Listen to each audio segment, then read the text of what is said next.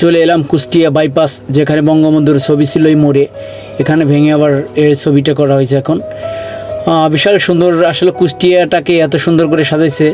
এই গাড়িটি টার্নিং নিয়ে যাচ্ছি বিআরবি ক্যাবেলের দিকে, তো এখান থেকে রাজবাড়ির দিকে যাব।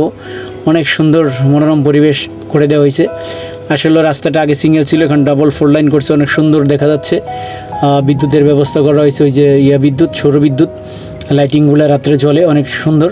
তো সেক্ষেত্রে আপনাদেরকে দেখানোর জন্য যে বিশাল বাংলাদেশের অন্যতম একটা বিল্ডিং, এটি আমার মনে হয় সবচেয়ে বড় হবে বিআরবি কেবলের। যারা এদিকে আসছেন তারা দেখছেন অনেক উচ্চতা, বিশাল বিল্ডিং, সেটা দেখানোর জন্য ভিডিওটা। কিন্তু তার চেয়ে অনেক সুন্দর যে রাস্তার সৌন্দর্যটা এত সুন্দর করে করা হয়েছে, দুই পাশ সেরকম সুন্দর, মানে বলে বোঝাতে পারবো না, না আসলে প্রাণ জুড়িয়ে যায়। দিনের বেলা সাহস করে ঢুকিয়ে দিলাম, কারণ এখানে পুলিশের ভয়ে দিনের বেলা অনেক ড্রাইভাররা গাড়ি চালাতে ভয় পায়। আমার ভয় নেই, কারণ আমার কাছে কাগজপাতি, ডকুমেন্ট, লাইসেন্স হেভি আছে, ইনশাল্লাহ কোনো সমস্যা নেই।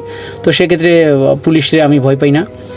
তো সেক্ষেত্রে যাচ্ছি এই রাস্তাটা দিয়ে। আমি এখন যাব রাজবাড়ি দিয়ে, ফরিদপুর দিয়ে একেবারে সোজা পটুয়াখালীর দিকে।